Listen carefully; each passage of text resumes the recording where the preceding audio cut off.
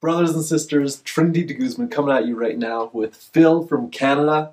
We're in the Sacred Valley. We looked around for a nice place. It was the best background we had, but it'll do. Hopefully the lighting's good. And yeah, he's from Canada, from Montreal, around Montreal. He'll tell you more about who he is and all that jazz. But just so grateful to have another opportunity to have this interview with another person who's actually very new with ayahuasca. And amazing story of how he first heard about ayahuasca. He'll tell you about it anyway. So yeah, we'll just start getting right into it. First, Phil, tell us a little bit about yourself. Cool. 28 years old. I grew up in Montreal, live in Colorado, as you can see, representing today with the shirt. I'm an entrepreneur. I have a personal development company called the Feel Good Lifestyle. I also coach entrepreneurs. And I've been down the spiritual path for about 3 years now, really intently. And always open to new ways of expanding my consciousness and becoming the best person I can be, the most loving, compassionate, effective human being I can be. And so when ayahuasca came around, or when that came into my awareness, is a natural next step. That's awesome. Yeah, and the way he actually ended up hearing about ayahuasca was, we were actually part of a business mastermind group together. And so tell us about it. Yeah, well, it's funny. Trinity and I had a call, and we got to know each other. And he told me about ayahuasca, and it was I've had this pattern in my life every 6 months of doing a reset using usually psilocybin. And when I talked to you and you told me about ayahuasca, and I loved your energy, I was like, man, what is this guy on? There's something special about him. And you told me your process of ayahuasca. I was like, okay, well, that sounds like my next reset could be with that. But I had no way of finding it in my community. And 2 days later, my friend called me and he's like, hey man, I'm doing ayahuasca next week in Boulder. Do you want to join? I was like, yes, I do. P.S. This is crazy. So that was how it all started. That's so awesome. Yeah. And then what ended up happening was a couple days ago, I went to a full moon ceremony. And I'm just setting up my seat, and it's here in the Sacred Valley of Peru. And all of a sudden I hear a few feet away from me, it's like, Trinity? And I'm like, what? I was like, who's that?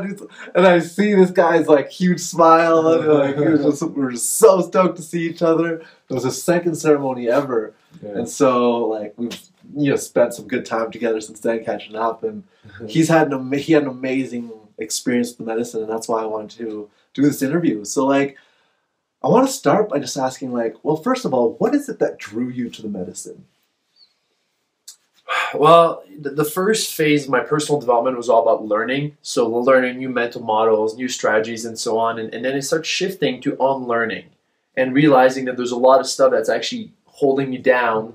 Most of it is subconscious, limiting beliefs and traumas and just social conditioning and so on. And I just haven't really found a very, very effective way to deal with that. I have some processes, but no, it works, but it's like a lengthy process. Right. Whereas in this case, from what I had heard, it was a way to almost instantly remove some of those knots in my consciousness. And I always like to try new experiences anyways, so I was like, well, let's give it a shot. So amazing. And you said, you're an entrepreneur, and you have a personal development company known as the Feel Good Lifestyle. So how have you found ayahuasca in how do you find that it helps you in specifically what you're saying is limiting beliefs or unlearning, more specifically being someone who spends so much time or has so much direction in this journey of really growing to be the best person you can be? Yeah, I think the biggest thing is that we don't know what we don't know. Our awareness is quite limited, and the work I can do consciously is within the spectrum of my awareness. Whereas ayahuasca, in my experience so far, has shown me things that I wasn't even aware of and just brought that into the light, and then gives me the power. Some of it gets healed that night, and some of it now, at least it's my awareness, and then I can do the conscious work, which I'm good at. Right. But if I don't know that there's this thing in the back of my mind, I can't really work on it. Right. So tell me more about what it's shown you about yourself. Yeah, well, I mean, I'll tell you about the ceremony that we shared. Yeah. The biggest thing is it's shown me that my whole life I've seen the world through the lens of a privileged white guy who grew up in a wealthy family and, you know, in like a really nice place, and how if I truly want to be compassionate, which was one of my intentions in life, I need to understand the suffering in the lens that other people are going through, which is massively different from mine. And so the medicine took me almost like I became different people. Like I became a child in Africa who doesn't have enough food to eat. I became a mom who's afraid that she might not be able to feed her child. I became the person at the market here who's selling her vegetables, who's like really just struggling to make ends meet. Wow. And I felt their pain, I felt their suffering, and I saw life through their eyes, and I was like, wow, like this is what true suffering is. Wow. And what I consider to be, you know, problems are so small compared to what that is. Right. So what did that do for you? Well, you know, it's only a few days since, so it's hard to really like extract the wisdom from it, but right, you're still in like processing. But yeah, so sure. First of all is awareness that like my view of the world like is tainted by this upbringing I've had, and just being aware of that. But I can already tell that I'm going to be more compassionate and understanding that like when I see someone, they have such a big story behind them, and their reality might be really challenging. So if someone, you know, sometimes I judge people's energy, like, oh, this person seems so down, like what's wrong with them? Now I'm starting to see that like, well, you know, there's a lot of shit going on, and maybe they're in pain, and to have compassion instead of judgment, which is a huge deal. Huge. Yeah. Why is it so important for you to be compassionate? Like, why is that a calling to you? Well, judging people never feels good. So I never feel it, like it happens, and it's something that my mind does that I don't like, but sometimes it's hard to control it. And when I'm compassionate, I feel this heart connection with people. I feel like we're brothers and sisters. I feel unity instead of separation, and I'll take unity over separation any day. So I love that, of course. Unity over separation any day. Like, how do you feel that this has helped you in that? I'm sorry? How do you feel like the medicine's helped you in that? You say unity over separation. Well, like empathy is the ability to put ourselves in somebody else's shoes and their experience. And, you know, my upbringing is so different from someone who, say, is in Africa, that, like, it was hard to really, I can be like, wow, that must be hard. But now I feel like through this experience, like, I became that person for a little while, and I felt the true pain, the true fear. And so I've had at least a taste of what that's like. So when I do come across someone who's less fortunate, I can actually empathize from a place like, wow, I've actually been there in kind of an unusual scenario, like while on the medicine, but I felt, and you know, through the experience, I was crying and purging at the same time, and really like feeling a lot of pain. Wow. So, tell me more about like this crying and purging, what that was like for you. Yeah, it was challenging for sure. Like when I felt that pain, so I was just crying and just like, wow, like, oh my God, and just realizing this illusion. And I almost was sad to see that for my entire life I've lived through the veil of an illusion, and there was some sadness there. What's that illusion? Tell me about that before you go on. Well, it's like, it's the illusion that all humans have that like everyone's reality is the same as us. We always assume that their reality is similar, because we're not very good at like imagining that some other people come from a totally different place. So I was just sad, and then yeah, the medicine was like, well, you know, I need to humble you because you think you're so great, but you've had everything like given to you in a way, and you've been so fortunate, and you think that like you're so enlightened. I'm gonna show you how human you are. Wow. And then I was very sick, and just like just puking and like. Then she's like, no, I need to show you what it's really like to be down and out. So then I was in the dark and I couldn't see anything. And I realized that my purge bucket was upside down. So it was all on my blanket. And I was just in a rough place. But it was funny because I was like, wow, you know, before the ayahuasca experience, we never know what's going to unfold. And it's kind of the mystery. And I was like, wow, I never expected that I would be in this scenario. But hey, that's what it's supposed to be. Awesome. And like, so like in the mystery for sure, like I like what you said about that. It's like before the experience, you never really know what's going to happen. And so I know personally through the conversations we've had, like surrender and like letting go is something that's really important to you. Yeah. How did it help you in that, or like what has it showed you about that, or within yourself, or what do you have to say about like your relationship with surrender and the medicine? Yeah, it's definitely increased because, I mean, you can't control the medicine and you have to trust, and it's scary because like what really happens is you go there, shaman gives you this thing to drink, you sit down in the dark, and then at some point something will happen. And you don't know when, and you don't know what. And you know it's going to be powerful. And you know there's most likely going to be some darkness associated to it.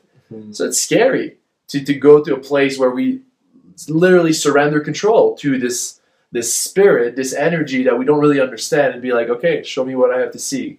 And for most people who like to control, who like to scheme, and to have this illusion that we can really control life, for a few hours, there's none of that.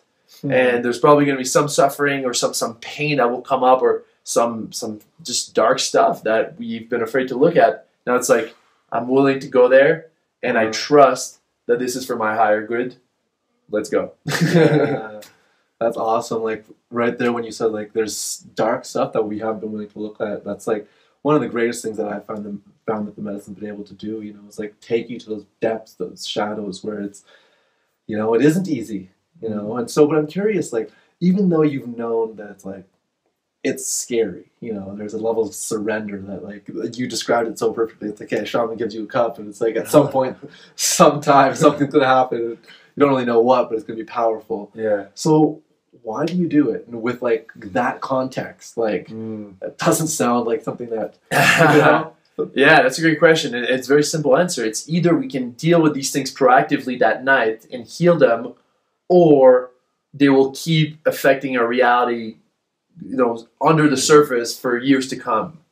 So I'm okay with being sick for, 4 hours if that means that the next 40 years of my life are going to be better. Like, to me, that's a no-brainer. So, yeah. And the other thing, too, is, like, we can either do therapy, which is the other way of doing this, or we can, which takes a really long time, or we can go for one night and have this extended experience and then be healed or cured in a lot of ways. So just the fastest way, and it's just a few hours. Like, and like the shamans say, there's a beginning, there's a middle, there's an end.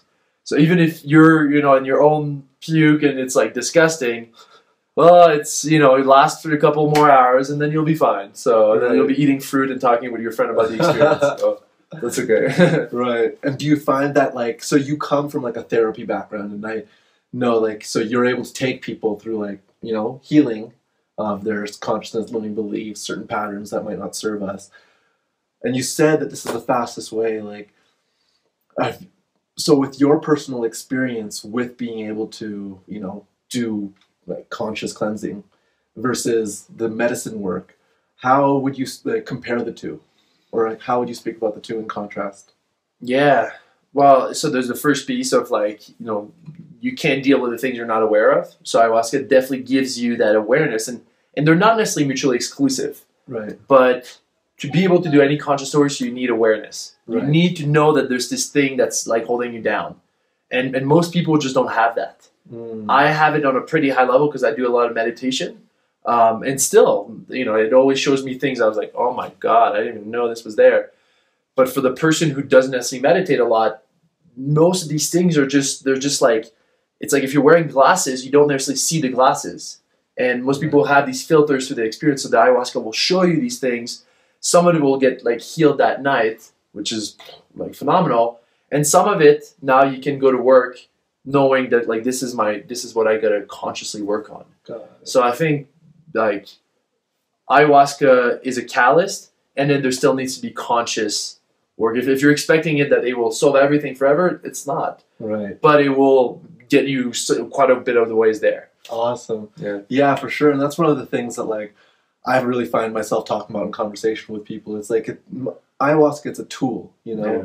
It's not like the end all be all that's like going to take you to that enlightenment, and then you're going to, once you drink, you're clean forever, but it's like, That'd be nice. That would be nice, right? But it'll show you these things, but, like, yeah, through our own conscious work, we still have to do our own cleaning, our own work, right? And so, what are these things that you found? You said that you do a lot of meditation, and the medicine has shown you yourself like certain things that you need to clean. What would you say, because I know you work with a lot of people, are like common things that, you know, we as human beings need to clean up within ourselves and our psyche? I mean, I'll speak to the one that came from my first ceremony, which is the concept of truth versus stories. And so we are all conditioned beings, you know, from the moment we're, you know, like little, our brain is like, we get installed this software. Our brain is like a computer, and there's all this software that gets installed. And most of us operate from a place of like getting caught up in these stories. Like, oh, I need to be liked by others. I need to, you know, be popular. Need to be liked. I need to be, you know, approved. I want my parents to approve of me. You know, I need to be the best. I need to make a lot of money. All these social narrative.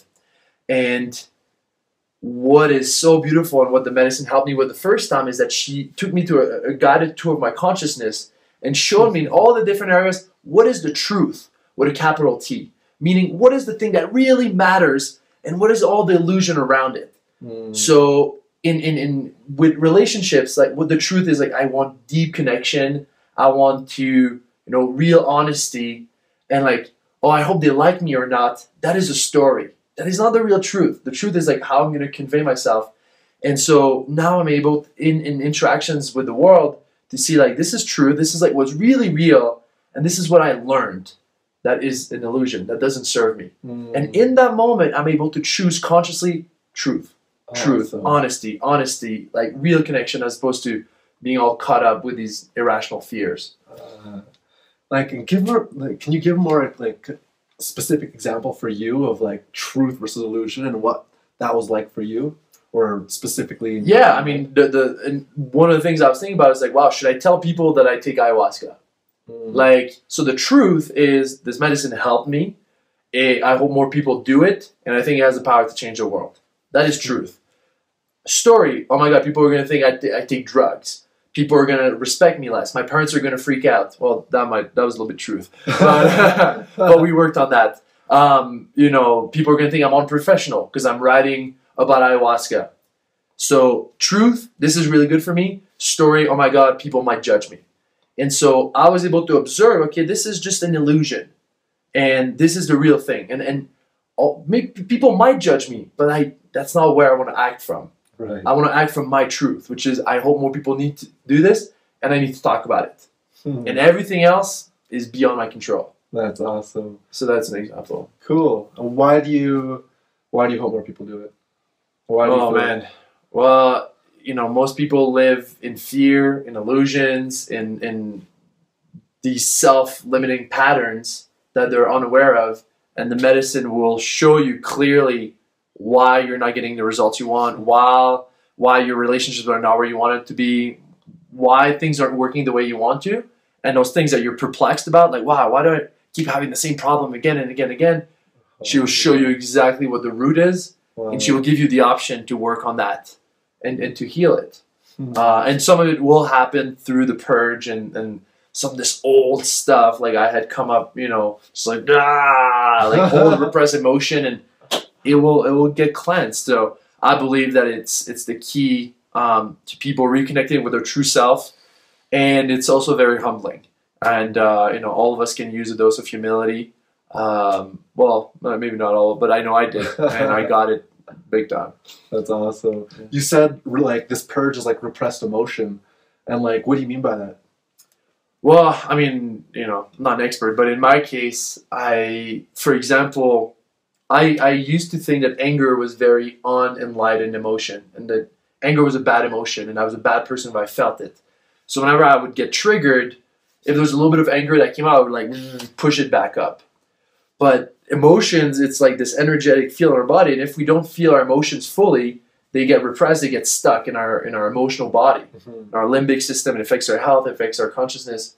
And so for me, through the process I'm going through right now, some of this old stuff's coming through, and like it's like this darkness that's emerging from the depth of my soul that I've just pushed down because I thought I was unenlightened to feel negative emotions.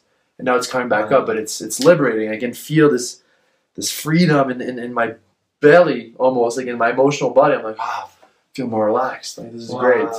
Yeah. That's awesome. And so is this happening like just in ayahuasca, or like what's this process like for you? Well, I mean, I went to the freaking forest to scream in my sweater for like an hour earlier, so that's that. Tell me more about that. What do you think about that? What's that like? What else do you have to say about that? Well, the thing with ayahuasca that's fascinating is she takes you places that you didn't even know, and it's a process that's magical and mysterious and weird at the same time. And my rational mind tries to understand, like, wow, what is happening to me? Why am I screaming in my sweater? But that's where the surrender comes in.